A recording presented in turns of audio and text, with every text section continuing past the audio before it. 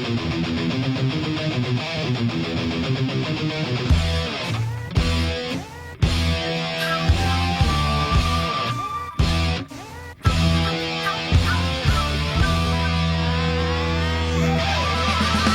coming to the heart of the wet core, breaking through the back door. World dance floor is in store. The switch of primitive vibe is definitive to make you step. It's instinctive, giving what I have to give, living how I've always lived. Ahoi, sunt Maxim Munteanu și sunt la cheile Grădiștei. Astăzi o să facem un bike check cu Rocky Mountain-ul meu Slayer, o bicicletă pe care mi-am dorit-o foarte, foarte mult. O scurtă incursiune în istorie. Rocky Mountain e o companie fondată în 1981 și de-a lungul timpului a lucrat cu unul dintre cei mai reputați frame builder din industrie. Primul bike a fost făcut cu Tom Ritchie, se numea Sherpa. I-au mai avut drept sudori pe Pippin Osborne și pe Paul Brody, doi oameni legendari din scena canadiană care ulterior și-au format propriile branduri și sunt cunoscuți până în ziua de astăzi. Întâmplarea face ca eu să fi crescut cu reviste sosite din Germania, aduse de cunoscuții alor mei. Am fost foarte norocos în privința asta și una dintre primele mărci de biciclete pe care am adorat-o a fost Rocky Mountain. Parțial și fiindcă Rocky Mountain erau foarte prezenți în revistele din Germania, fiindcă distribuitorul de atunci, Bike Action, făcea o treabă excelentă. Ei, practic, au proiectat în Europa foarte bine atât Rocky Mountain cât și celelalte branduri cult canadiene de atunci, Raceface și Syncros, când numele astea însemnau cu totul altceva decât înseamnă în ziua de astăzi. Poate puțină lume știe, dar Rocky Mountain a fost primul brand de biciclete care a susținut rideri care nu se dădeau în competiții, non-racer, a susținut freeride-ul în momentul în care această mișcare era de-abia la început și era inspirată din snowboarding într-o mare parte. În 1997 ei au fondat un team care era format din Wade Simmons, Richie Schley, Braid Tippie și Caris Evans, aveau și o fată în echipa asta și practic ce făceau oamenii ăștia era că se dădeau cu bicicletele prin toată lumea, filmau și la final de sezon scoteau un film despre treaba asta. Filmul Cranked a fost primul film de freeride din sfera de mountain bike și a schimbat practic tot ce se știa până atunci. De fapt, am adus aici o revistă din 1998 unde apare reclama cu filmul Cranked.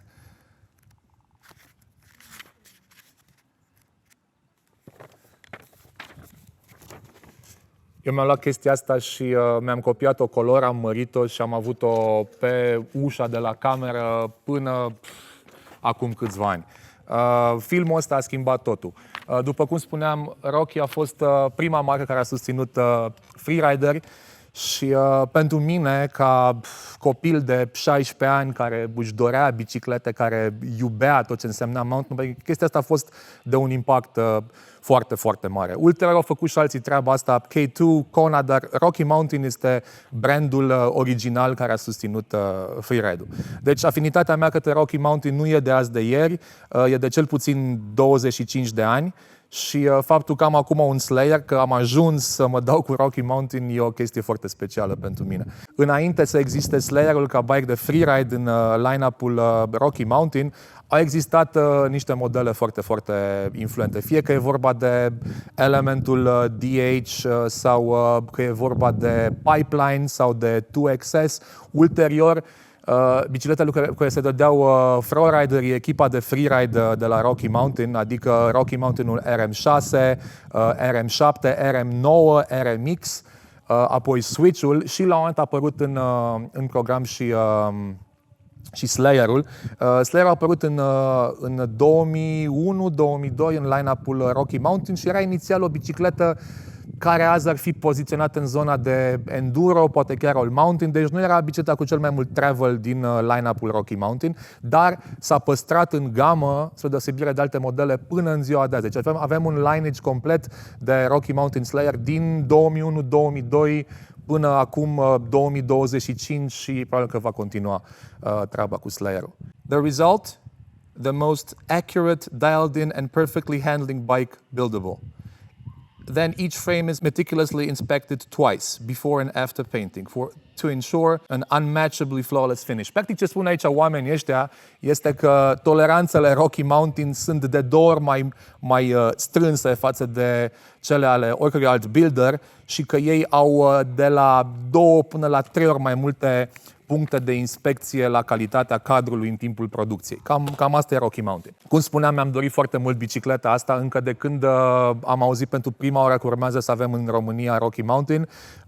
Am pus ochii pe el și i-am tot spulăcit prin man, Commandăm Slayer, contextul fiind acela că am tot avut diverse biciclete all-around cu travel mai mic și mi-am dorit foarte mult un bike de freeride cu cursă de 180 de mm cu care să fac ce făceam probabil cu 2 biciclete, cu bike-ul de downhill și cu bicicleta de enduro. Până la urmă n-a ajuns să fie așa, dar în momentul în care a ajuns bicicleta asta am fost foarte, foarte happy.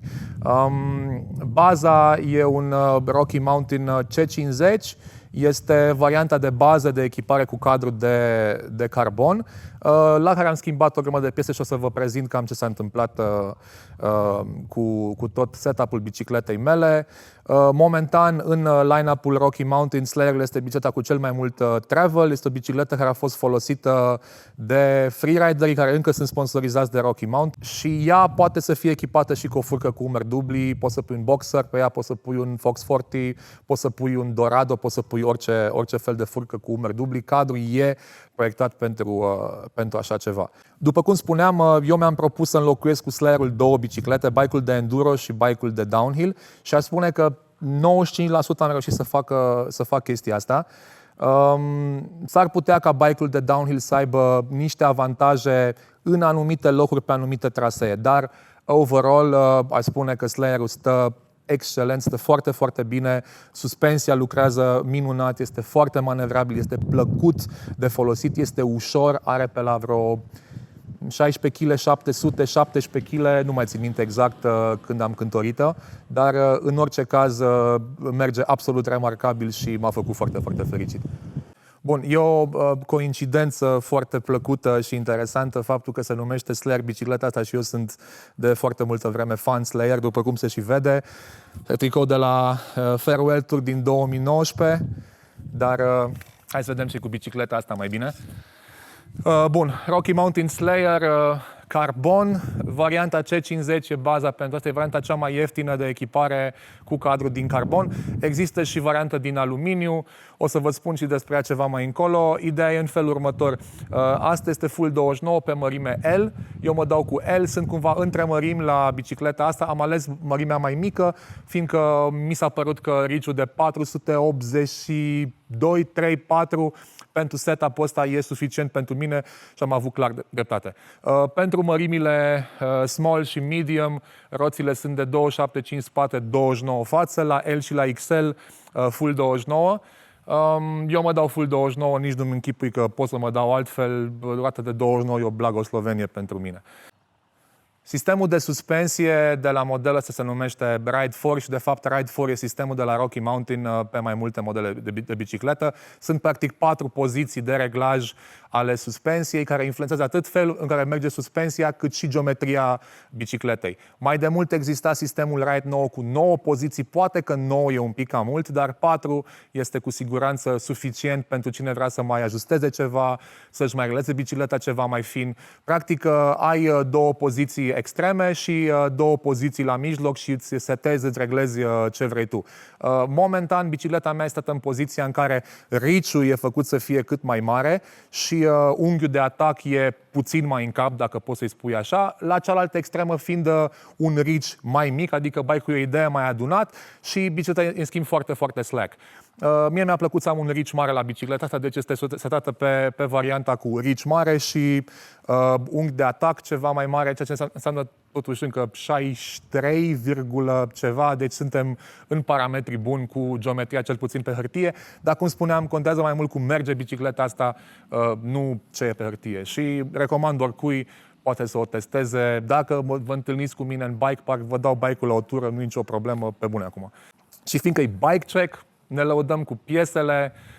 Primul lucru pe care l-am făcut a fost să-i pun RockShox-ul ăsta Zeb, care merge absolut fantastic. E ultima generație a furcii ăstea cu ultimul cartuș, Charger 3.1. Eu nu sunt un om care să stea foarte mult să-și bată capul cu suspensiile, eu sunt set and forget. Momentan sunt foarte încântat de setup-ul momentan. Nu pot să vă spun câte clicuri de compresie, câte de rebound, cât high speed, cât low speed, fiindcă, sincer, e diferit pentru fiecare și eu am un setup aici, nu mai țin minte cum mi l-am făcut, dar merge foarte bine. Amortizorul a rămas același, e un Fox DHX2, e foarte posibil să-l schimb pe viitor cu un amortizor RockShox, because I'm a RockShox guy, tot timpul mi-a plăcut RockShox și asta o să pun și pe bicicleta asta. În rest, cuvetele le-am schimbat cu niște cuvete Chris King, iarăși nu fiindcă cuvetele FSA de serie n-ar fi fost bune, ci fiindcă sunt fan Chris King și fiindcă am avut acasă cuvetele astea.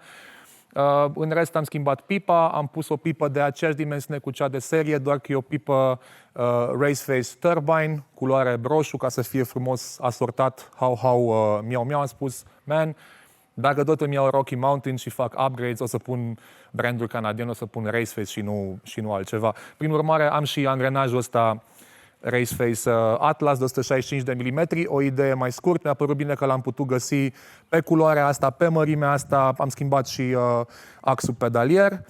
Foaia e o foaie Garbaruk, care s-a potrivit la fix, poate pe viitor schimb ceva aici. Mă gândesc eventual să-i pun un O-chain, cam ăsta ar fi singurul celălalt upgrade mare pe care vreau să-l fac la bike în afară de amortizor. Sunt mega fan Burktec, am fost dintotdeauna, mi-am luat piesele astea înainte să existe în România Burktec. Era mai simplu să mă duc la magazin să mi le iau, nu știam că urmează să vină în România Burktec. Am făcut așa o comandă din Anglia și de atunci am ghidonul ăsta. Va trebui să-l schimb probabil, fiindcă e bine să schimb din timp în timp orice ghidon de aluminiu din rațiuni de siguranță. Apropo de Burktec, pedalele sunt Burktec Penthouse MK4, argintii, gravate custom cu Show No Mercy, care este un nume de album Slayer, deci se potrivește perfect. Altfel, că toți suntem în zona asta, transmisia destul de standard, pinioane SRAM 1051 cu schimbător spate SRAM GX, merge foarte bine. Nu-mi pasă foarte tare ce schimbător am pe bicicletă, important e să meargă. Maneta iarăși pereche SRAM GX, poate îi pun un Shimano XT, dar poate că o las pe asta. Alte detalii, avem o șa Wilderness Trail Bikes, o șa care are logo Slayer prezent și pe cadru aici. Dacă vă uitați atenți la orice Slayer, o să vedeți logo-ul ăsta cu masca de hockey, cu arțarul canadian, care e o trimitere de fapt la un film horror, la Jason Voorhees, personaj de film horror, și la filmul Friday the 13th. Așa, alte chestii pe bicicletă, frâne Hayes Dominion A4, am mers multă vreme pe Magura, mi-au plăcut foarte mult. Am vrut altceva, fiindcă feeling-ul manetei de Hayes este cel mai fain, e cea mai ușor de acționat manetă de pe piață de momentan și Hayes cumva iar e un throwback interesant la echipa veche de Flowrider Rocky Mountain, care foloseau frâne Hayes la începutul anilor 2000. Disc de 220 pe față, 200 pe spate, nimic special, plăcuțe standard, discuri standard, foarte bune. Manșoanele Deity, mă dau de câțiva ani pe Deity Supracash și astea sunt modelele noi de manșoane dezvoltate cu Ben Cathro împreună. Nu m-am dat cu ele încă, dar promit, sunt moi, sunt chunky, foarte, foarte confortabile. Dropper standard devine cu bicicleta, cu manetă SDG, care îmi place mie foarte mult și ultimul upgrade făcut înainte de filmarea asta, roțile. Nu sunt roțile standard, e un wheelset custom făcut la Playbike în jurul unor butuci Profile Elite. Profile e o companie din sfera de BMX, o companie legendară pentru brațele și pentru butucilor. Întâmplător avea un prieten butucii ăștia, nu-i folosea, i-am luat eu, trebuia să-mi cumpăr o casetă, mi-am cumpărat casetă din state, iar așa, fiindcă asta fac eu. Și roțile sunt făcute custom cu jante DT Swiss, FR 541, cea mai solidă jantă de aluminiu de pe piață momentan, spițe Sapim D-Light trase și dacă vă uitați la secvența de spițe, o să vedeți că sunt spițe argintii cu nipluri roșii, doar aici la valvă avem niște spițe negre cu nipluri argintii, iarăși valve Makov argintii, cumva tot vibe-ul biței ăsta e pe Slayer, e pe negru, cu roșu și cu un pic de argintiu, butucii polished și, da, butucul Profile Elite de spate are 1.000.000 de puncte de contact. Nu că mi-ar păsa mie foarte mult de treaba asta, dar e un butuc foarte, foarte durabil. Nu cred să fi spart cineva vreun butuc Profile până acum. Cam ăsta e renumele lor, asta e reputația brandului Profile. Evident, cauciucuri Maxxis, Minion, DHR pe spate și Assegai pe față. Rocky Mountain-urile de Gravity și de Enduro vin toate cu cashcore preinstalat, ceea ce este super, super cool și nu mai oferă niciun alt brand treaba asta. Eu am un cashcore păstrat numai pe spate, unde am și un cauciuc cu perete mai gros de downhill. În mod normal, bițele vin cu double down, ceea ce e suficient pentru cei mai mulți oameni. Eu am vrut să-mi pun perete de downhill pe spate și asta e. Pe față e cauciucul standard cu max grip și cu perete double down. Foarte fain, combo clasic, îmi place maxim. Câteva detalii de care sigur nu știați. Pe piesele Raceface Atlas apar niște curbe, niște linii, care sunt de fapt curbele de nivel din Bike Park Whistler. După aia, puțină lume știe, dar toate culorile de biciclete Rocky Mountain sunt botezate după melodii rock celebre. Și asta e Smoke on the Water, spate, adică Deep Purple, Black Dog, în față, adică Led Zeppelin, și scrisul ăsta se numește One Scotch, One Bourbon, One Beer, că e auriu. Încă o chestie, storage box între timp obligatoriu la toate bike-urile premium din carbon.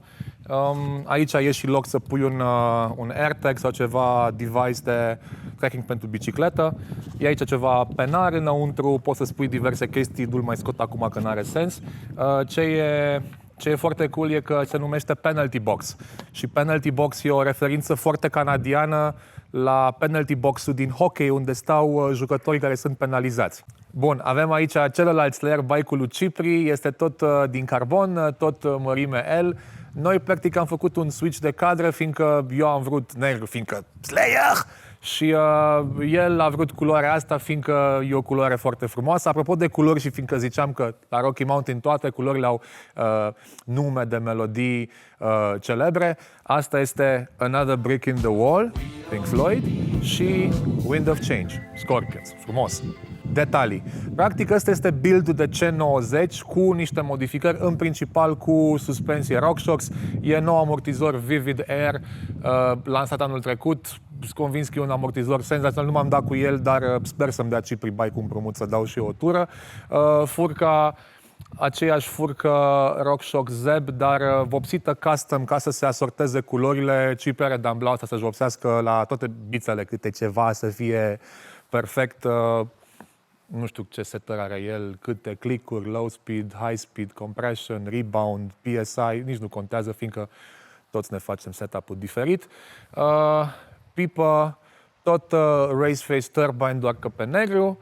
Aici avem un capac de cuvete nice de la Evil. Ghidonul Raceface Next din carbon, tot cuprinde 35 de milimetri, manșoane ESI Chunky cu capete de ghidon de la Hope, iar specific Cipri, toate bițele lui de ani de zile sunt așa. Dropper de la One Up, un dropper foarte, foarte fain, poate cel mai fain de pe piață, cu o manetă Fox ergonomică. Angrenaj, Raceface Turbine. Linia Turbine de la Raceface e practic ce a pus pe ei pe hartă în anii 90 și practic brațele Turbine se fac de foarte, foarte multă vreme. Când spui Raceface te gândești în principal la brațe. Pedale One Up, nu m-am dat cu ele, dar arată foarte bine, sunt subțiri, suficient concav, aderente cu siguranță. Aici văd că Cipri are și o prindere pentru bidon Feedlock, cel mai fain sistem de bidon, magnet, ai luat, ai închis, totul e perfect. Setup de suspensie, văd că Cipri e cu o altă poziție față de bicicleta mea, e o poziție intermediară, deci pe el că are mai puțin reach bike-ului, dar e o idee mai slack. Altfel, transmisie Shimano XTR. În ziua de azi, când toată lumea e pe transmisii electronice, e fain să mai aveți o transmisie cu acționare pe cablu și nu există nimic mai bun decât Shimano XTR. Iar și maneta Shimano XTR. Mă gândesc și eu să-mi pun manetă Shimano la transmisia SRAM, că sunt compatibile astea și ce e fain la Shimano e că poți să treci prin viteze ceva mai bine. La SRAM e click cu click, cam așa. Și avem frâne Shimano XTR în 4 pistoane, clasic, în grai cu restul echipării cu Shimano XTR de pe bicicletă, dar, atenție, discuri Galfer. Galfer e un brand care produce plăcuțe și discuri și foarte multe dintre discurile high quality de la alte branduri sunt de fapt făcute de Galfer, care au o experiență foarte, foarte bogată. Roți sunt roțile standard de pe Slayerul C90, adică vârful de gamă de la Rocky Mountain pe Slayer. Butucii sunt DT Swiss 350 spate-față. Dacă e să fim sinceri cu noi, niciun om de pe planetă nu are nevoie de butuci mai buni decât 350 de la DT. Ratchet System, 3-6 de cuple pe spate, poți să faci upgrade, poți să pui 54 dacă vrei. Spițele nu știu ce sunt, pentru că sunt tot DT Swiss, dar jantele sunt race face din carbon. Interior de 30 de mm, standard, văd că are și niște valve Cashcore cu niște capace Granite și cauciucurile standard, foarte bune, Maxxis Minion DHR2 pe spate și Assegai pe față, combo clasic din zilele noastre. Sunt cu Max Terra pe spate, adică un cauciuc puțin mai dur, și pe față e Max Grip 3C, Double Down, carcasă, nu e cea mai groasă carcasă, dar este suficientă.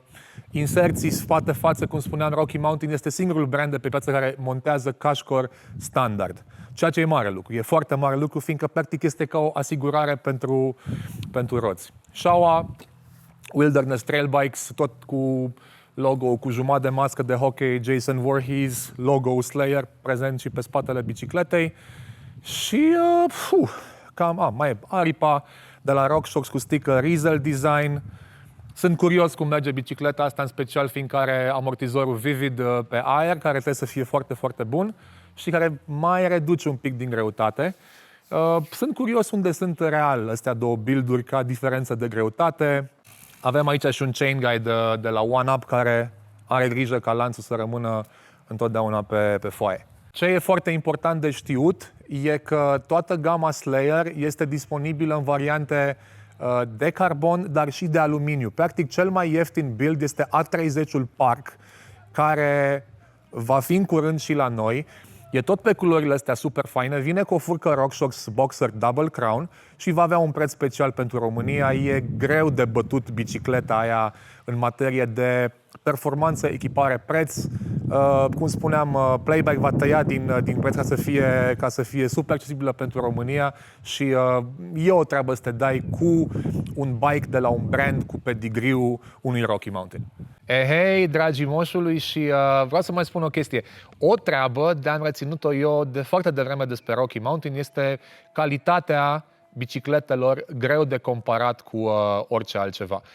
Și aici am prima mea revistă în limba engleză, un Mountain Bike Action din 1997, octombrie. Mi-a luat maică mea din aeroport de pe undeva. Și aici e o reclamă la un magazin care are foarte multe branduri, zice Irvine Bike Source, și aici ei își descriau fiecare brand de bicicletă, cam care e treaba cu fiecare.